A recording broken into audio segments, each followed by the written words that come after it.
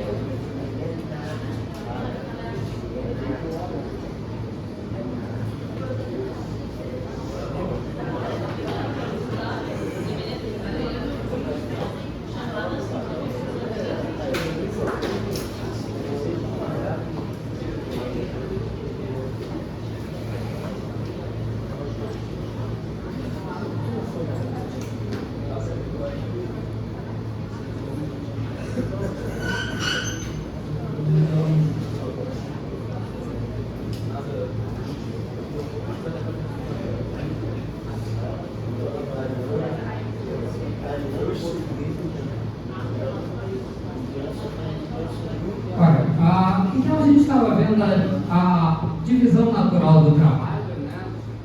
No modelo da cidade utópica, da cidade bem ordenada. Então Platão vai partir inicialmente da cidade das necessidades básicas, da cidade voltada para a moradia, a cidade voltada para a segurança, a cidade voltada para a produção, e depois essa cidade vai crescer, vai se tornar uma cidade afluente, vai haver uma especialização, uma divisão natural do trabalho e crescentemente as funções vão ser diferenciadas. Ora, então cabe ao governante, dentro dessa nova cidade, dessa cidade diferenciada, estabelecer qual é o peso social de cada uma dessas circunstâncias. Ora, e para isso ele precisa estabelecer aquilo que é a posição de cada pessoa na cidade, a importância de cada pessoa na cidade. Ora, essa atividade é uma atividade extremamente complexa. Então, Platão vai dizer que o indivíduo tem um papel fundamental na formação dessa cidade. Deve-se buscar aquilo que está além das aparências, aquilo que constitui a essência das coisas. Então, esse é um ponto de vista importante em Platão.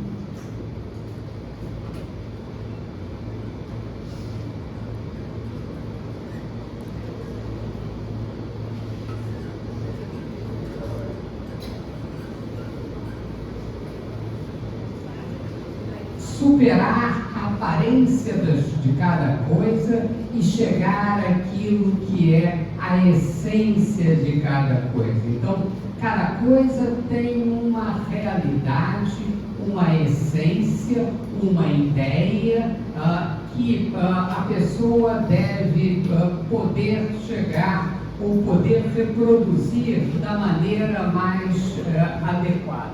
Ora, e para isso ela precisa de um processo de desenvolvimento, de desenvolvimento educacional para conseguir superar a aparência das coisas e chegar na essência. Ora, então a construção da cidade é um grande desenvolvimento de um processo educacional. Olha, como é que eu chego à essência das coisas?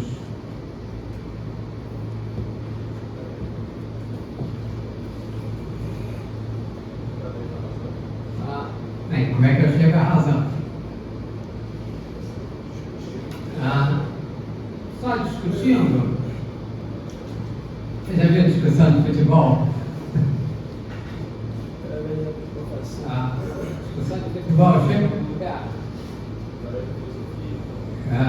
Então, é essencial que você busque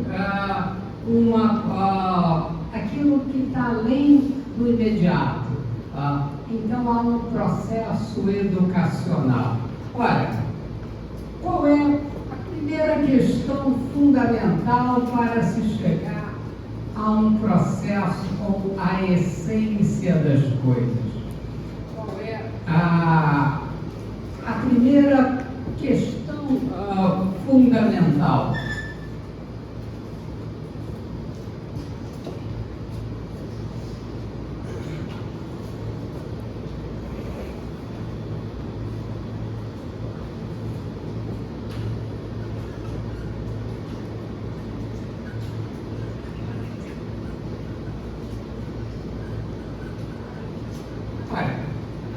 A primeira questão fundamental para se chegar àquilo que está além das coisas, com o primeiro conhecimento que a pessoa deve ter, é o conhecimento da matemática. Pode repetir, professor? Pode repetir? Peraí. Para eu desenvolver as pessoas, chegar a superar a aparência imediata das coisas e buscar aquilo que é a essência, eu tenho que estudar fundamentalmente a matemática. Então, a matemática vai superar essa aparência inicial das coisas. Por quê?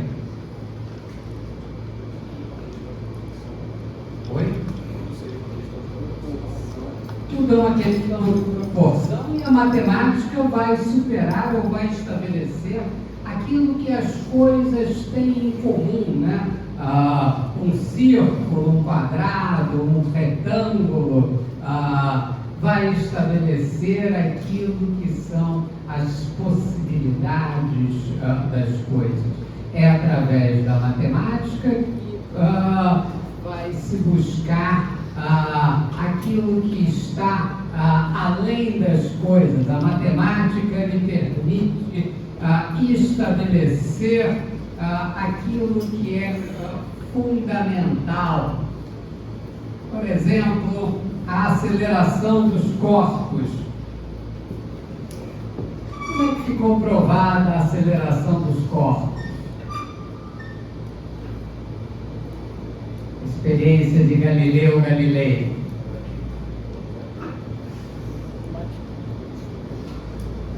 Vamos lá.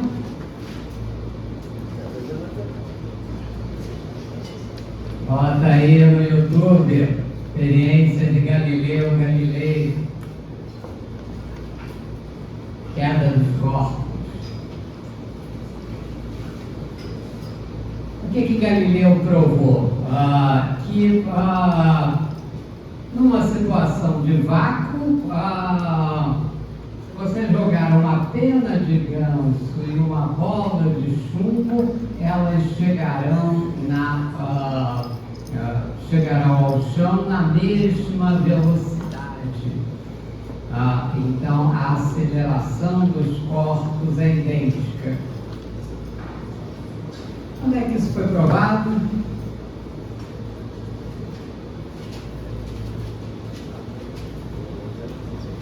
Nos anos 90 do século XX, quando construíram uma câmara de vácuo absoluto e repetiram a experiência de Galileu Galilei. Então, você vai ver aí no YouTube que a bola de chumbo e a pena de ganso chegam ao solo na mesma velocidade, porque elas têm a mesma aceleração. Como é que Galileu Galilei sabia disso no século XVI? Superando a aparência das coisas através da matemática. Então, a matemática é o início do processo de superar essa aparência das coisas. Qual a outra forma de superar a aparência das coisas? A ginástica.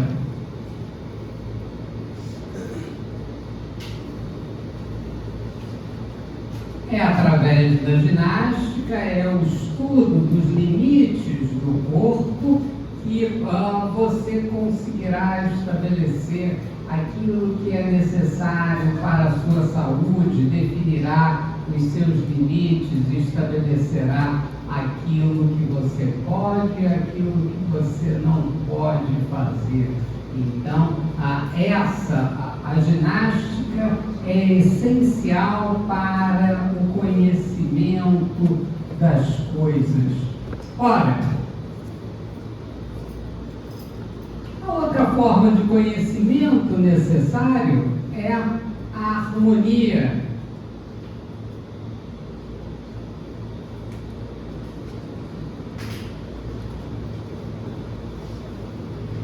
Todas as músicas são iguais?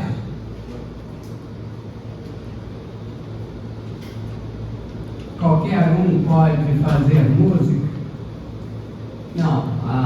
É necessário que a música seja agradável aos ouvidos. A música será agradável aos ouvidos, envolve um determinado ritmo, envolve uma determinada combinação de notas musicais. Então, o estudo da harmonia que vai estabelecer a superação dessas ideias, vai estabelecer aquilo que está além das coisas, aquilo que está além da aparência das coisas.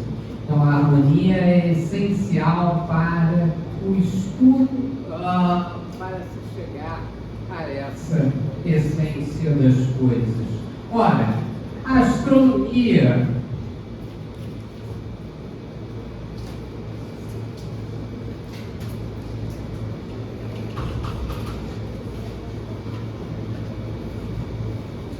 como as coisas se relacionam, qual é o papel desse mundo, qual é a harmonia do mundo com a realidade da existência, a realidade da galáxia, as órbitas elípticas, como estabelecer essa circunstância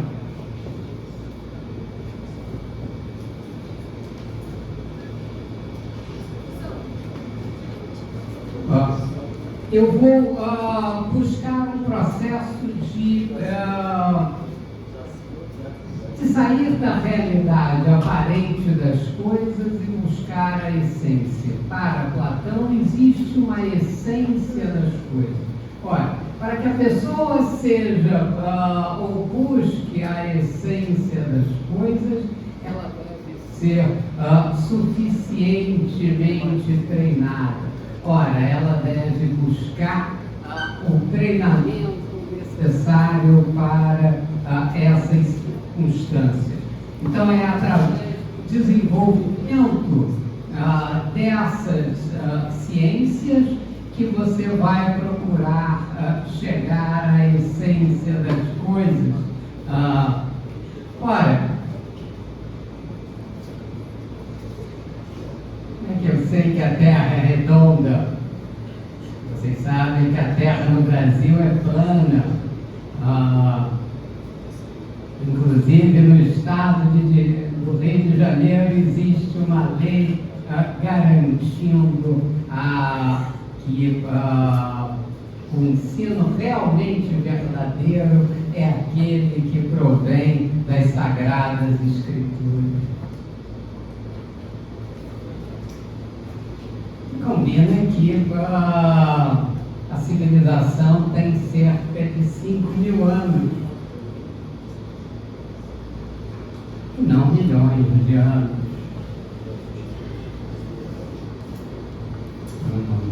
Não milhares de anos. Olha aí. Provada pelo grande parlamento do Estado do Rio de Janeiro. Olha,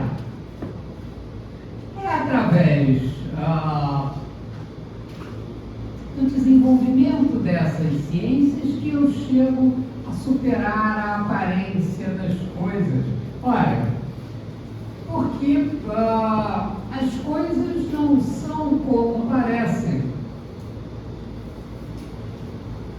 É evidente que a Terra está no centro do universo e tudo gira ao redor da Terra. Por quê? Porque você vê o Sol nascendo e se pondo todo santo dia e girando ao redor da Terra. E é evidente que a Terra é plana porque você olha a linha do horizonte e é tudo plano. Ora, essa foi a realidade durante séculos, a realidade que estava na aparência das coisas, a realidade que estava nessa circunstância. Como é que se descobriu que a Terra era redonda?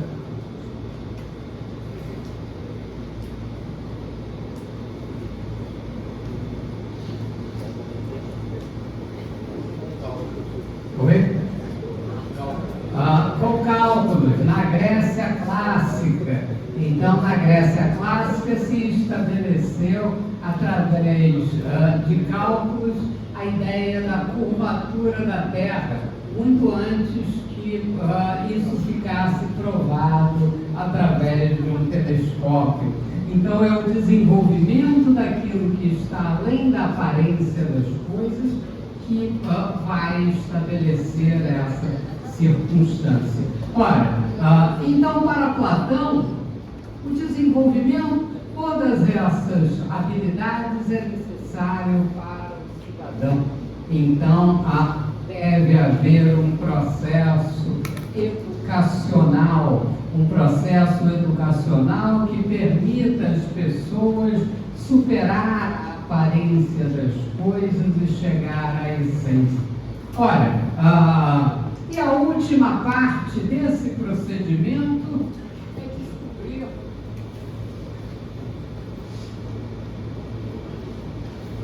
através do diálogo daquilo que é verdadeiro, através do processo dialético, aquilo que constitui essa essência das coisas. Então, é através de um longo processo educacional, de um longo processo de ascese, de um longo processo de desenvolvimento das pessoas, que elas chegarão a essa circunstância. Superarão a aparência das coisas e chegarão a esse processo. Todos chegarão aqui.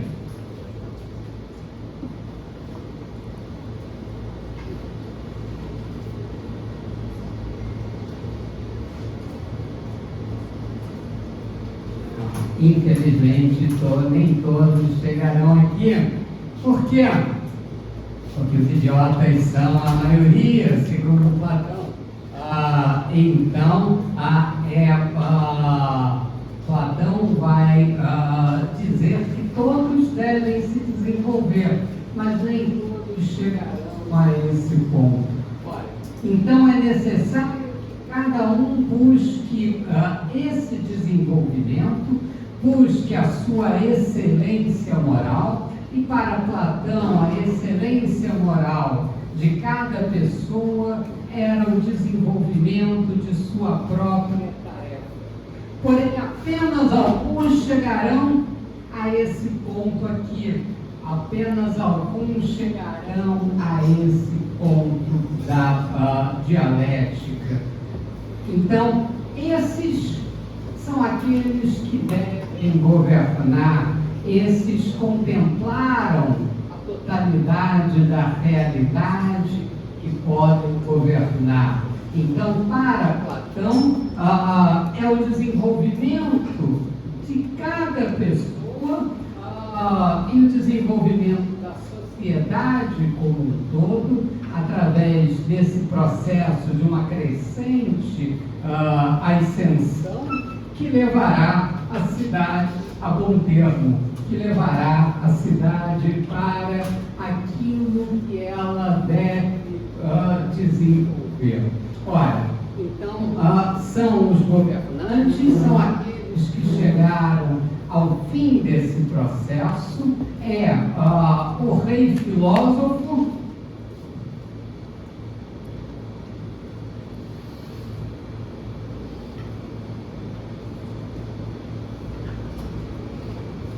aquele que superou a realidade, esse deve governar a república. Ora, então o equilíbrio deve existir na cidade e o equilíbrio deve existir no interior do indivíduo. Então, o indivíduo, para Platão, ele tem uma realidade tríplice,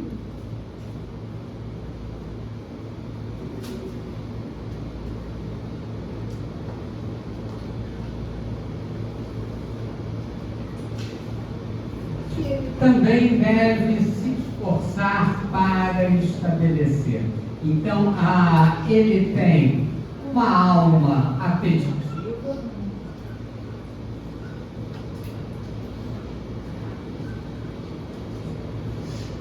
a alma ligada aos seus apetites imediatos, a alma ligada à aparência, a alma ligada ao hedonismo, a alma ligada aos prazeres. É essa alma que deve ser disciplinada e controlada. Então, é apenas aqueles que conseguem controlar essa parte da alma que conseguem estabelecer essa realidade. Ora, esse controle da alma apetitiva se faz através da vontade, aquilo que Platão chamava da alma irracível.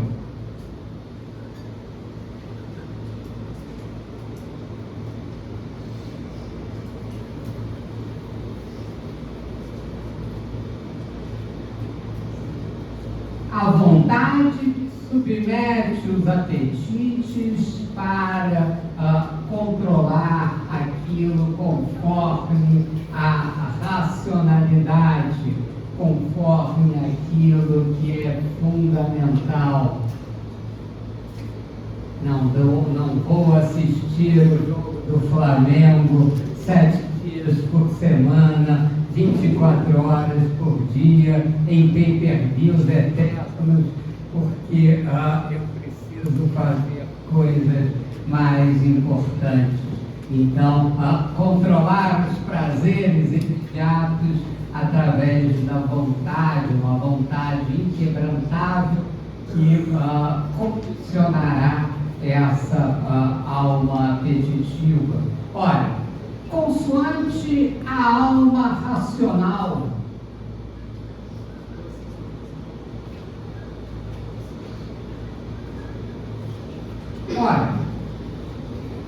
então o condicionamento conforme a racionalidade é fundamental. O condicionamento conforme a racionalidade é fundamental. Ora, então a busca dessa racionalidade é essencial. Ora, então o desenvolvimento para aquilo que está além da aparência das coisas, aquilo que é a essência das coisas, aquele que deverá governar a República deve ter essas características fundamentais, deve disciplinar a sua alma para chegar a essa condição fundamental. Então aqui a ideia platônica da construção da cidade e da construção da racionalidade. A cidade platônica é uma cidade racional, é uma cidade conforme essas características. Ora,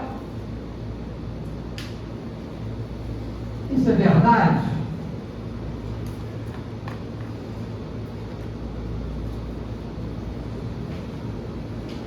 Vamos analisar aqui uma coisa importante. Vamos analisar um governante. As atitudes do Laranjão são conforme a ideia platônica?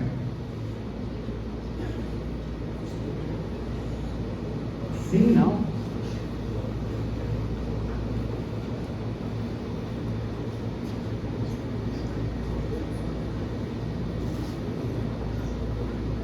O Laranjão é um governante platônico?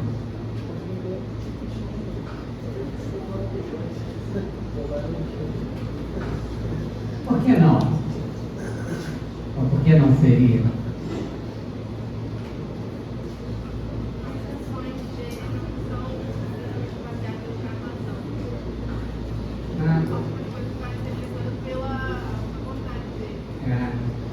Por que não? Ele tomou determinadas atitudes e estabeleceu determinadas tarifas para o grande engrandecimento da América, o Make America Great Again, e estabeleceu que todas as pessoas que comercializavam com os Estados Unidos da América agora estavam procurando ele. Quais foram as lindas palavras que ele usou para caracterizar isso? Não li o jornal, não? Muita tragédia. Oi? Muita tragédia. Muita quê? Muita tragédia. Ele usou essas lindas palavras, estão todos agora vindo aqui beijar a minha bunda.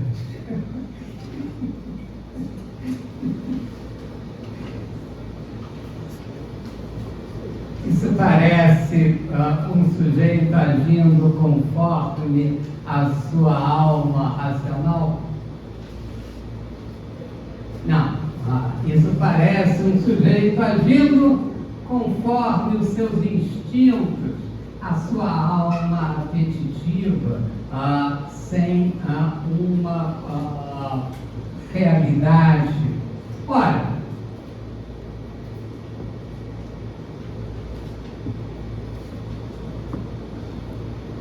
por que o que ele faz não tem uma racionalidade consoante Platão?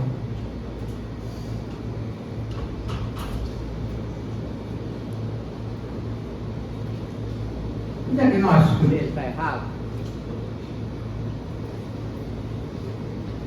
Os Estados Unidos são um poder decadente?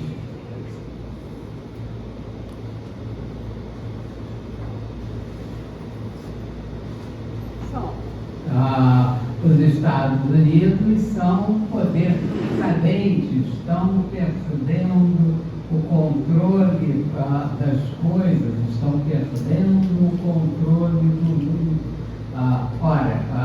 Há um déficit das contas norte-americanas que vai levar inexoravelmente a um colapso das finanças Ora, então é necessário que o governante dos Estados Unidos da América tente restabelecer a igualdade no comércio internacional. O comércio internacional hoje não leva a uma estrutura paritária. Ora,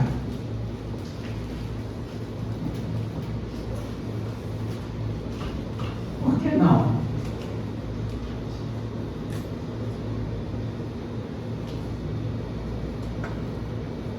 O comércio dos Estados Unidos da América não é baseado nessa estrutura paritária. É baseado em um determinado predomínio, o predomínio dos Estados Unidos garantido por uma situação fundamental, que é o fato do dólar ser a moeda de reserva de valor mundial. Ora, uma moeda de reserva de valor mundial que permite que você estabeleça ou imprima notas sem ter um correspondente lastro para aquela circunstância. Ora, então os Estados Unidos, através desse privilégio de deter a moeda de troca do mundo, ele tem condições de exportar a sua própria inflação para as outras partes do mundo. O comércio internacional é um comércio baseado numa situação de absoluta desproporcionalidade levada em conta por essa circunstância.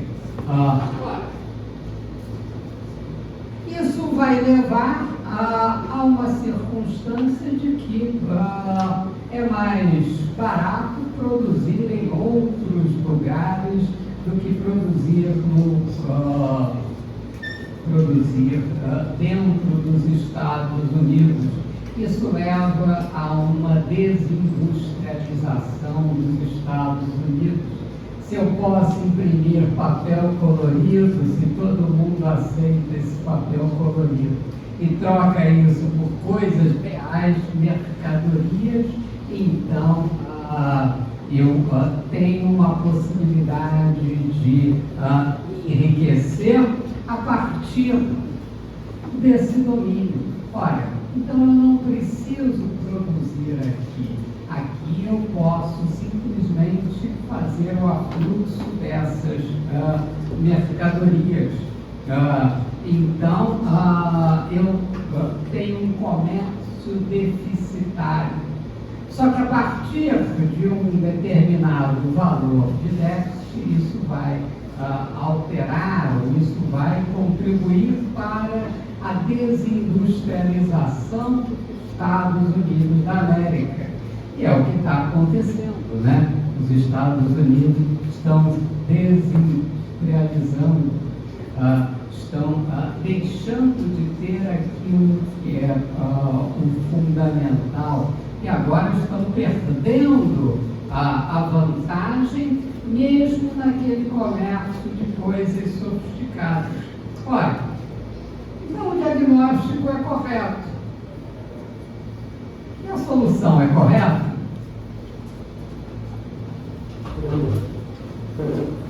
Solução para resolver os problemas, os famosos acordos de Mar-a-Lago, sujeito modesto, né? Colocou os acordos que vão definir o novo comércio internacional na sua, como acordos da sua própria residência particular, né? O diagnóstico é correto? Brigar contra 60 países ao mesmo tempo, inclusive aliados dos Estados Unidos da América, é a coisa mais inteligente a se fazer? Não. As pessoas reagirão.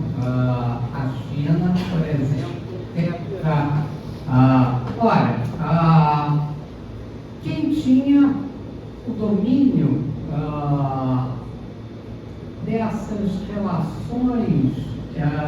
internacionais. Por que ele voltou atrás? Estratégia.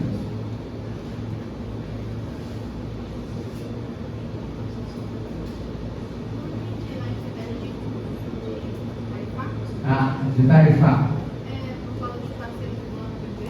Oi?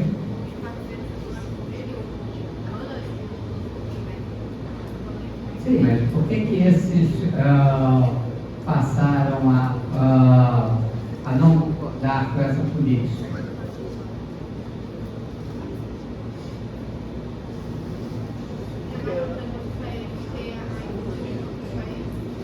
Claro, é mais barato para eles terem indústria em outros países. Mas eles precisam também que os Estados Unidos voltem a ser um país pujante economicamente. Porque brigar com 60 e poucos países, as melhores economias do mundo, tudo ao mesmo tempo, não é a atitude mais correta a se fazer, porque pessoas vão retaliar, vão estabelecer tarifas contrárias, vão estabelecer ou vão retaliar essas coisas. Olha, que se dane, eu estou em condições de fazer as minhas próprias tarifas. Porém, o comércio internacional ou a reserva de valor do mundo. Qual é a reserva de valor do mundo? Mas mais do que o dólar, qual é a reserva específica? Quando tudo deu errado, quando tudo está na merda, para onde vai o capital internacional? Oi? Ouro. Não. Não tem ouro Sim, para garantir tudo quando tudo está na merda.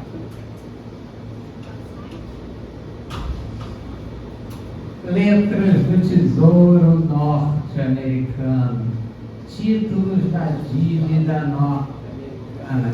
Essa é a reserva do mundo. Isso é para onde tudo corre se tudo deu errado. Ora, quem são os principais detentores dos títulos do Tesouro Norte-Americano? Os americanos? Não.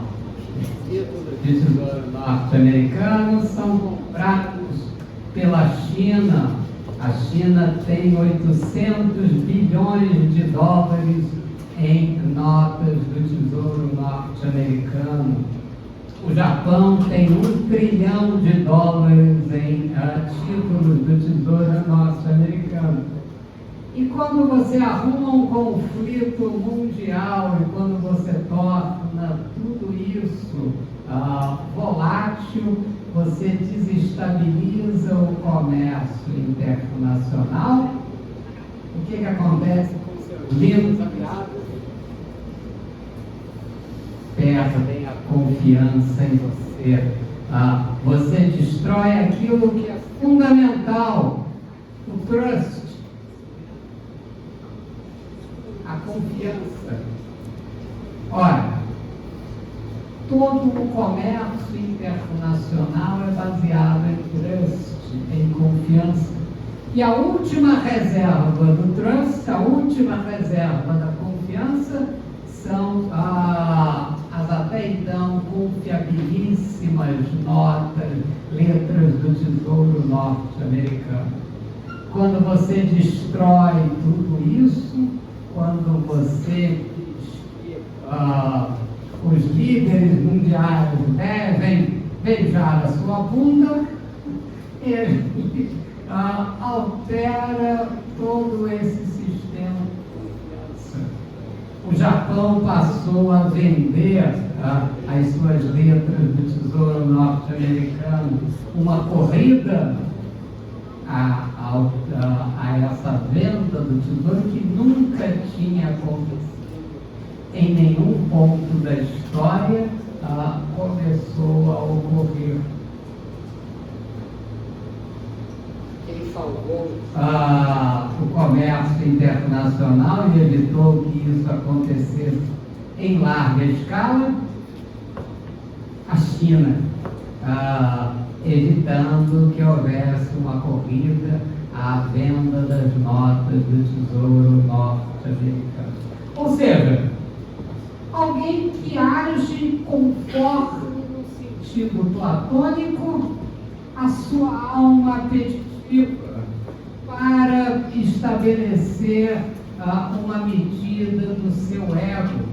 Todos terão que vir aqui beijar a minha bunda nessa linguagem diplomática absolutamente perfeita. A alma apetitiva, a alma dos baixos instintos.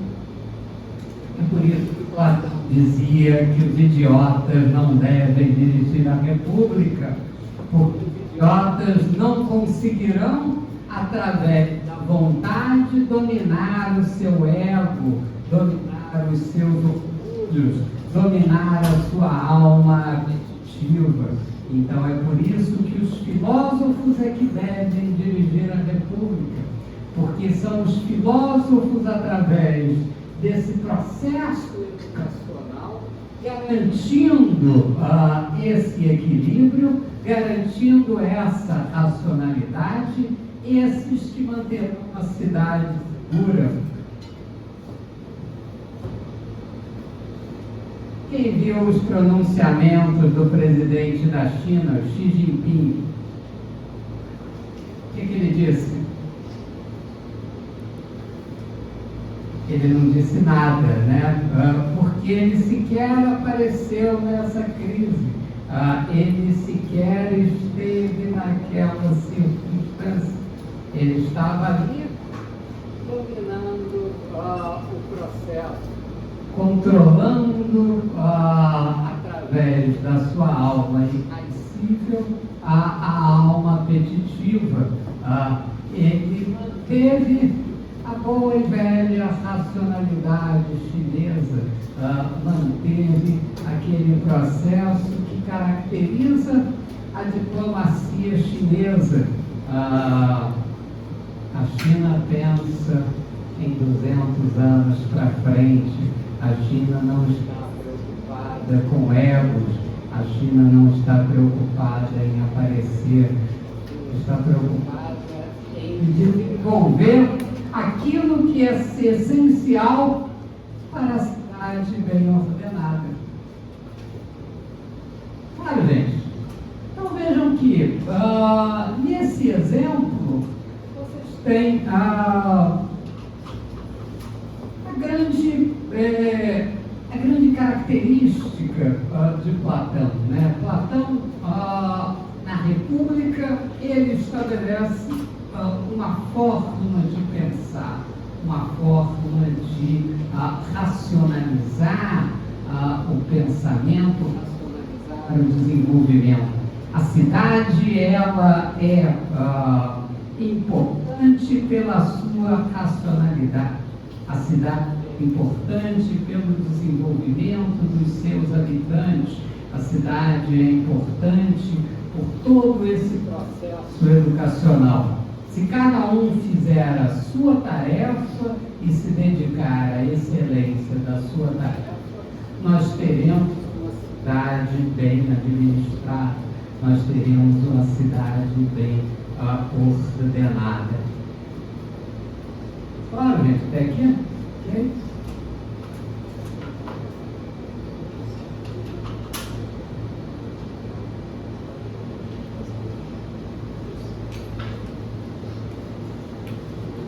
Veja uma grande colaboração do presidente Trump para o estudo da história do direito, né?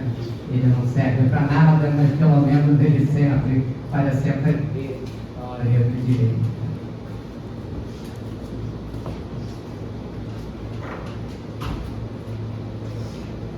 Então, o é aquele que aprende a governar durante todo o longo processo educativo. Ele só deve exercer essa função na vida adulta. Por isso ele é o mais velho, melhor e, por conseguinte, o mais apto para comandar. Ele é um cidadão preocupado com o que ama, sobretudo o que julga vantajoso aos outros, entendendo que isso lhe traz prosperidade. Uma das características essenciais é a capacidade de realizar o que é útil para os outros, em nome da coletividade, recusando a contrariar sua arte fundamental, cuidar dos subordinados. Ora, então aqui também uma noção fundamental. A arte de governar é fundamentalmente o bem de outrem. Ora, então a radical serviçabilidade ao bem comum. Então isso expressa o papel do governante, isso expressa no sentido platônico aquilo que é fundamental. Então essa é a grande característica do governante.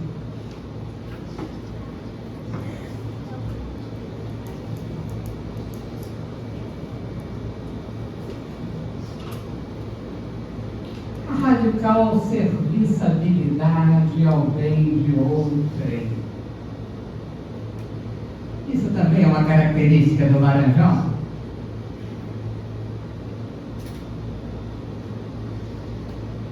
Ele está preocupado com o desenvolvimento dos Estados Unidos? Só dos amigos dele.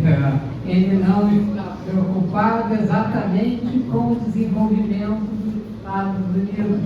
Ele só se preocupou em parar as suas políticas erráticas quando seus amiguinhos começaram a perder trilhões de dólares. Ora, então, ele não está preocupado com o desenvolvimento da cidade, ele não está preocupado com o desenvolvimento do todo. A radical serviçabilidade não é uma característica do atual governante dos Estados Unidos.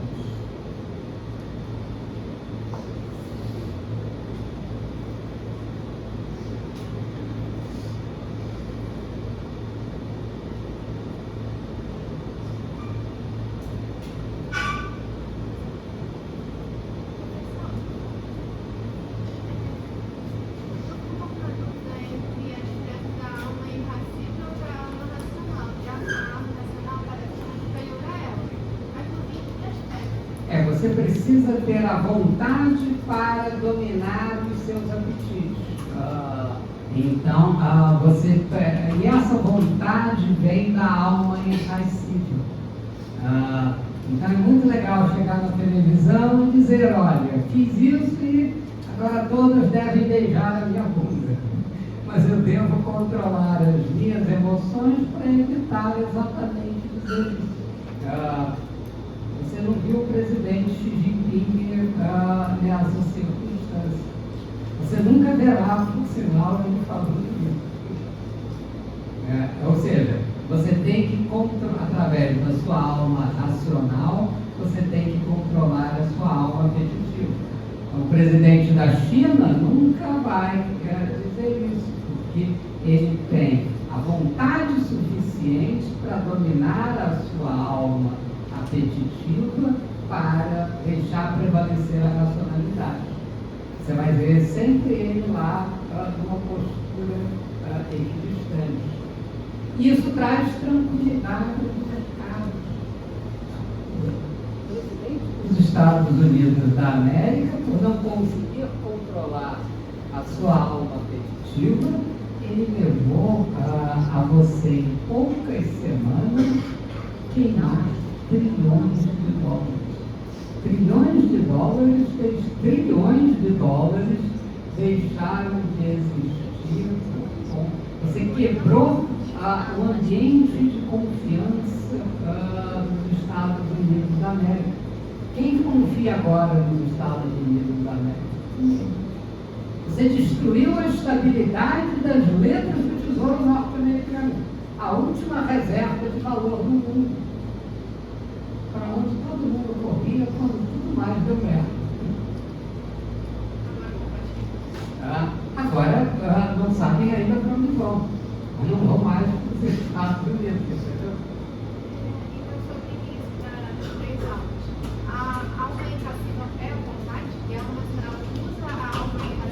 Usa a alma irracível para dominar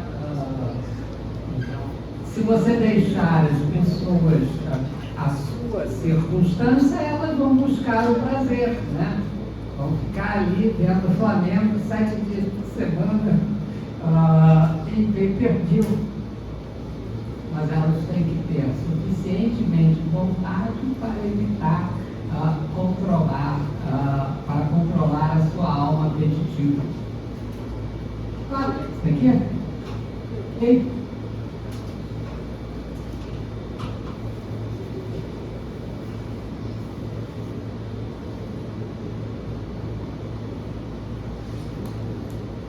Olha, então cada cidadão ele deve controlar essa circunstância. Então a justiça se encontra no ser humano e também na cidade. Então a investigação sobre a justiça exige fundamentos universais, que revelem as contradições que possa haver no exercício vigente da justiça. Ou seja, é preciso apoiar as virtudes na estrutura humana que seja sólida e confiável. Por isso, tais virtudes precisam estar presentes, tanto na cidade como na alma, fazendo com que se tenha uma vida justa e boa, a partir do cuidado com o bem-estar coletivo e o individual. Então, a premissa para o êxito da investigação é de que a pessoa justa, de acordo com a definição já dada da justiça, em nada diferirá da cidade, sendo semelhante a ela.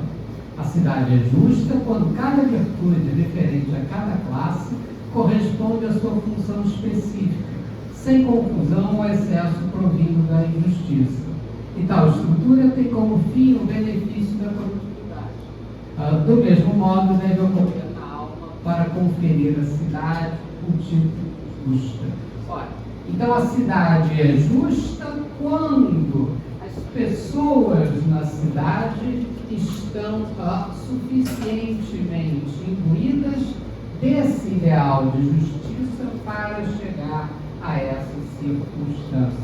Ora, a cidade é aquilo que é o equilíbrio que deve existir em todas as pessoas. Isso é o que faz a cidade justa. Isso é o que faz o equilíbrio da cidade.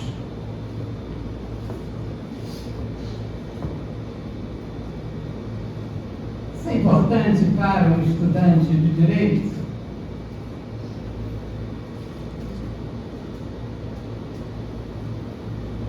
Posso estabelecer qualquer regra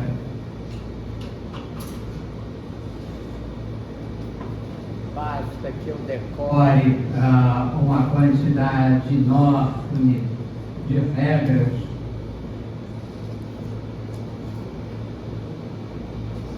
Se eu decorar todo o vadimécum, terei êxito na carreira jurídica? É preciso entender o que significam essas regras. Não é qualquer regra que importa. São as regras conforme a justiça e as regras conforme esse sentimento de equilíbrio. Por quê? Porque tudo está regrado, tudo está condicionado a partir dessa função de justiça, a partir dessa racionalidade, a partir dessa circunstância. Ora,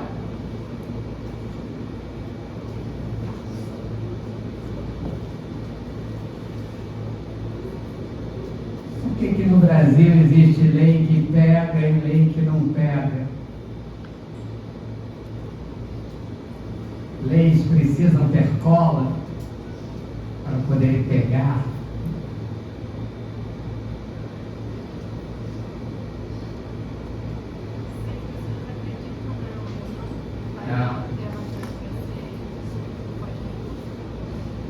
pessoas acreditam em qualquer coisa. Pablo Marçal para presidente. Eu confio nas pessoas.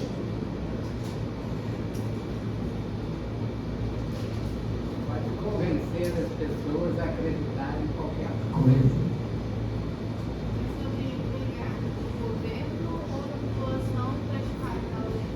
Não, então, as pessoas, essa questão, as pessoas precisam ter uma adesão a uma determinada norma para que aquela norma seja aplicada.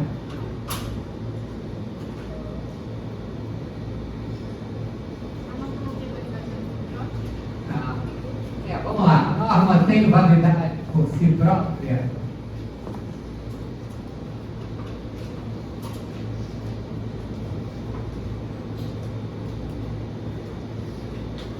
Posso estabelecer qualquer regra, ou essa regra precisa ter uma adesão?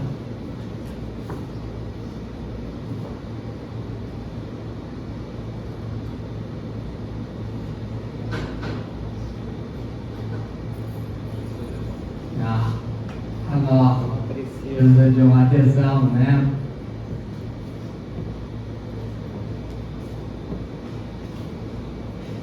Posso apedrejar mulheres adúlteras, como Deus estabeleceu no Alcorão?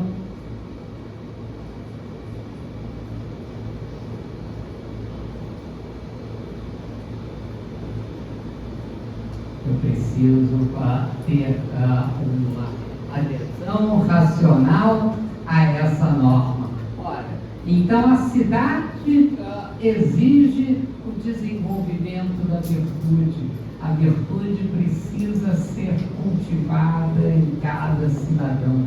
Então, essa é a lição platônica, essa é a ideia platônica.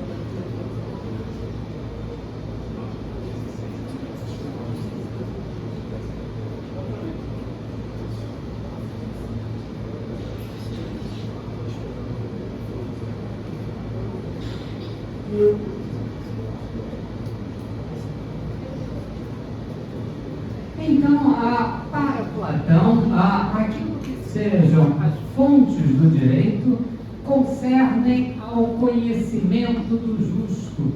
Na República, Platão descreve que só é direito, só recebe o nome de lei, o que é descoberto pelo homem de arte, através de uma ciência especulativa, a ciência do dikairon. O tu dikairon, o tu dikairon é a ciência do direito, é a arte do justo, a contemplação daquilo que seja o justo, daquilo que seja o equilíbrio.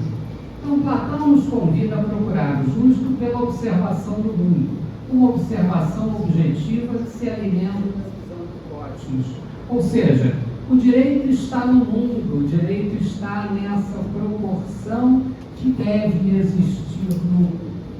Então, por exemplo, a legislação deve prever a igualdade entre homens e mulheres, porque em essência, razão, coração, estrutura da alma, homens e mulheres têm a mesma natureza, a mesma física. Ora, então buscar o que seja o direito significa buscar essa estrutura que existe no mundo. Então isso é fundamental. E Platão vai construir essa ideia a partir de uma alegoria que está lá no livro 7 da República.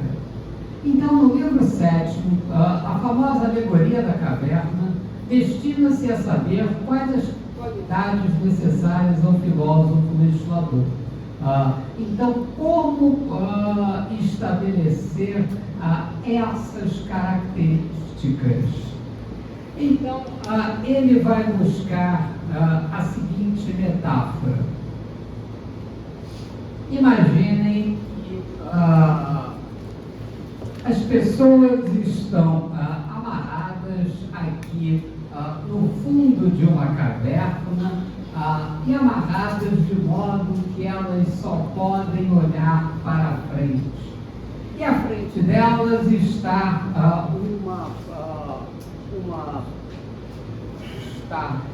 estão sombras que se projetam no fundo da caverna a partir de um fogo que está crepitando aqui atrás delas.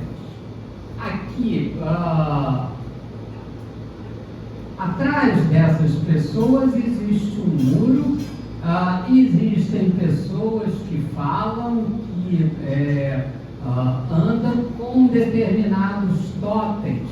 Totens esses que, atingidos pelo reflexo do fogo, vão projetar ao fundo da caverna determinadas sombras que as pessoas olham e veem. Ora, como é o mundo para essas pessoas? Oi?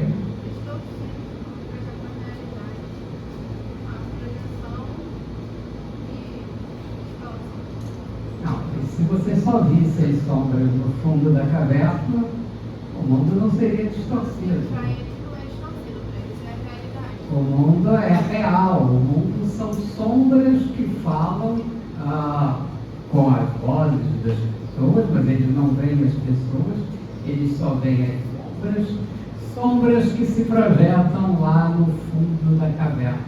Ora, então essa é a verdadeira realidade do mundo. Ora, vamos imaginar que uma das pessoas conseguisse se libertar e conseguisse ver o fogo que está crepitando atrás daquele muro. E ela começa a identificar a realidade. Então, são pessoas que andam com totens, que têm a sombra projetada lá no fundo da caverna. E ele vai, paulatinamente, fazendo um processo de ascese, de ascensão. Então, ele vai se dirigindo à entrada da caverna. E ele chega, então, à entrada da caverna. O que ele vê? Nada, né? Porque se você tivesse passado a vida toda dentro de uma caverna, você também não conseguiria enxergar nada. Você, inicialmente, não consegue ter a percepção dessa realidade. Você não consegue ter a percepção daquilo que acontece. Então a pessoa vai acostumando a sua vista, vai olhando inicialmente para as coisas, para as sombras que se projetam nas coisas, até que ela começa a olhar para as próprias coisas lá fora da caverna, até que ela vê aquilo que dá sentido a essas coisas, até que ela vê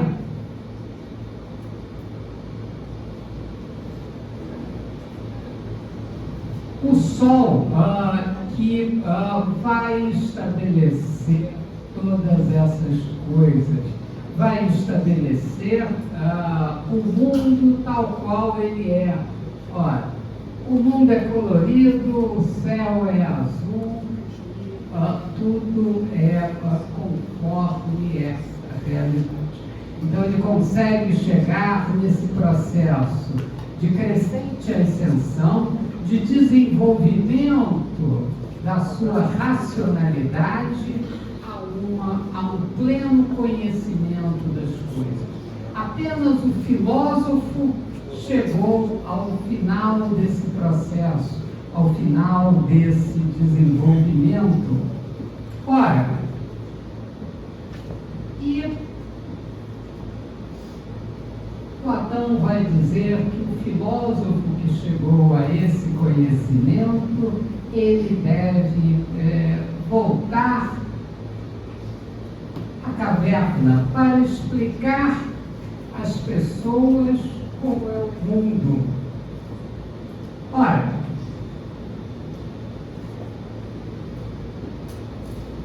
o que acontece quando o filósofo volta ao fundo da caverna? Ninguém acredita nele. O mundo é colorido, o mundo tem sol que explica todas as coisas. O mundo não é esse conjunto de sombras, esse conjunto de ilusões. O mundo tem uma outra realidade. Ora,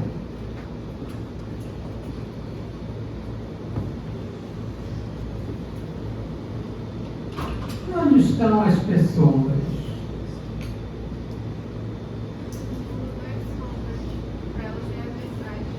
Olha, fazer então o seguinte,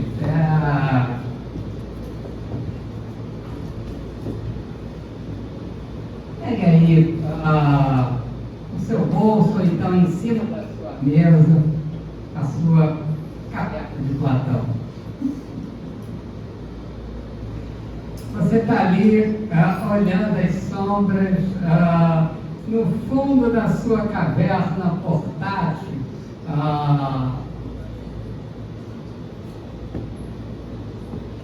O que você está vendo?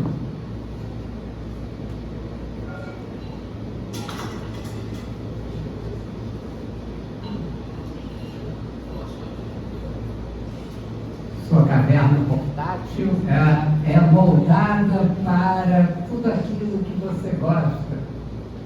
Um algoritmo estabelece que você só verá aquilo que você gosta.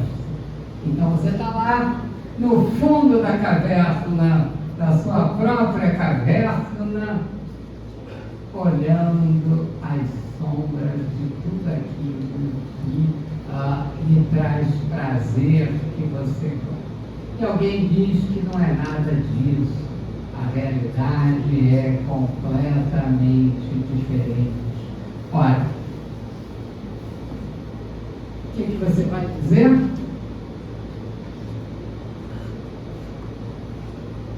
Isso está completamente fora da realidade. Você é um louco. Você é completamente insano. A realidade é isso que está aqui sendo mostrado. E eu não vou acreditar em você. Eu vou ficar olhando aqui a realidade no fundo da caverna. Eu vou olhar a realidade tal qual ela é. A realidade é aquilo que eu desejo. É como eu vejo o for assim, eu espero mais 72 horas. Se não der certo, outras 72 horas, até que as coisas aconteçam, ou até que o ET venha nos salvar dessa realidade. Você pode dançar com o celular na ponta da cabeça, esperando que o mundo realmente mude para aquelas circunstâncias.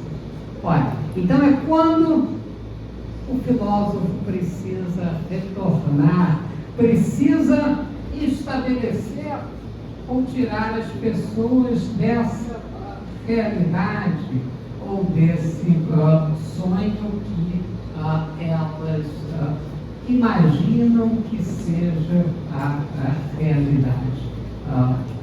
Então, mas o filósofo não consegue convencer a totalidade das pessoas. Platão vai ser um crítico à democracia que matou Sócrates. Ora, então ele vai dizer que é preciso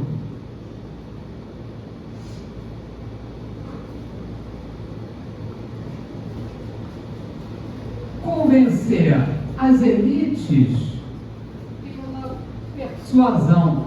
As elites, aqueles que compreenderam uma parte da realidade, aqueles que compreenderam a realidade tal qual ela é, esses eles devem ser contados. Esses devem ser contados para conduzir a cidade de acordo com a verdadeira realidade, de acordo com a justiça. Ora, então, foi sobretudo na República que Platão mostrou os defeitos de qualquer legislação escrita. Essa crítica é o corolário da tese do filósofo Hegel. O filósofo percebe, ao término de uma longa ascensão dialética, de um esforço prolongado de ascética e contemplação mística, o eidos, a ideia de justiça, quando o filósofo é incapaz de comunicar ao vulgo o fruto de sua investigação, de fazer com que os prisioneiros da caverna se beneficiem de suas luzes. As leis assim não devem proceder da vontade popular. As leis vêm do alto. Elas procedem do filósofo que, alçado ao poder, se faz legislador. Ora, se apenas o filósofo contemplou a verdadeira ideia de justiça, e se essa ideia de justiça ela tem dificuldade de ser comunicada ao povo, essa justiça tem que se fazer pela constrição. Então, aquelas pessoas devem ser condicionadas a obedecer. As elites serão persuadidas e o povo deverá obedecer. Então, o filósofo dita as leis autoritariamente, como um oráculo. Para a elite deverá-se usar a persuasão. Os cidadãos menos cultivados obedecerão por constrição. Por isso, as leis devem ser objeto de obediência estrita. Ora, e os advogados? Onde estão os advogados?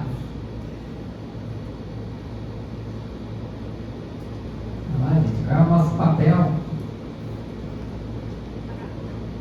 Os advogados estão olhando as sombras no fundo da caverna. Então, alguém precisa explicar para ele qual é a circunstância. E os juízes, do mesmo modo, eles estão lá no fundo da caverna. Ora, então, é necessário que a regra seja estabelecida pelo legislador, a regra seja estabelecida pelo rei filósofo. Somente ele contemplou a realidade, somente ele entendeu o sentido da justiça. Ora, então é o filósofo que deve estabelecer aquilo que deve ser feito na República. Então, a menos prosseguir que os filósofos reinem nas cidades, ou quantos agora se chamam reis e dinastias pratiquem nobre e adequadamente a filosofia, venham a coincidir uma coisa e outra, a filosofia e o poder político, e sejam excluídos pela força os muitos que buscam separadamente ou somente um dos dois. Não há, amigo Glauco, trégua para os males da cidade, nem tampouco, segundo creio, para os males do gênero humano. Nem se pense que antes que isso aconteça, possa ver a luz do sol a cidade que aqui projetamos. E eis aqui aquilo que já há certo tempo eu tive medo de dizer, pois via que expressaria algo extremamente paradoxal. Pois é difícil ver que nenhuma cidade, senão a nossa, pode realizar a felicidade, tanto do setor público quanto do privado. Então é somente o rei filósofo que vai poder estabelecer aquilo que é próprio na República. Então, os juízes, tal como os conhecemos, é porque é necessário, de fato, recorrer aos seus serviços inferiores, devem seguir estritamente o texto das leis escritas da cidade. O direito ideal de Platão se revela excessivamente elevado, exigente e impraticável. É digno de nota que Platão, tendo partido de tão alto, acabe terminando, no fim das contas, numa espécie de positivismo jurídico bastante grosseiro. É esse, com efeito, o defeito dessa doutrina ambiciosa demais, ideal demais. Por ter mirado alto demais, acaba caindo muito baixo. O direito deveria emanar apenas do filósofo. Mas como não há filósofo, ou se o filósofo existe e ele não está no governo, entrega-se o direito à ditadura do príncipe. Então, a ideia de que a ideia platônica acaba no positivismo. O que Platão traz de importante? A definição do papel essencial da justiça para a construção da cidade. Mas a justiça não é aquilo que nos interessa, porque nós somos criaturas monotemáticas, nós só nos interessamos por direito. Então a justiça é um ideal importante, a justiça é o fundamento do direito, a justiça só pode ser obtida a partir desse processo educacional que vai formar o filósofo, mas também que vai formar as pessoas aptas a compreender as circunstâncias, mas essa formação ela só pode se dar a partir de uma outra noção, ela só pode se dar no real. Então a construção do direito será objeto de uma outra ciência e vai precisar esperar um outro filósofo que vai então introduzir aquilo que seja a medida da justiça. E essa é a parte que nos interessa. O direito é a medida da justiça. Então, o direito vai ser uma construção a partir da ideia de justiça, mas ele ainda não é a justiça. Ele é uma parte da justiça. A parte da justiça que diz respeito ao que é de cada um. Porém, será preciso um outro filósofo, Aristóteles, para desenvolver essas ideias. Então, é a partir de Aristóteles que surge pela primeira vez a ideia de direito. Entenderam isso, gente? A importância da relação da justiça, tudo isso tem que estar relacionado, mas Platão não chega à ideia de direito. Platão chega à construção da justiça, Platão chega à construção da cidade bem ordenada. Platão é aquilo que vai fundamentar a ideia clássica de direito, mas ele ainda não é o direito. Direito é o que nós veremos na próxima aula.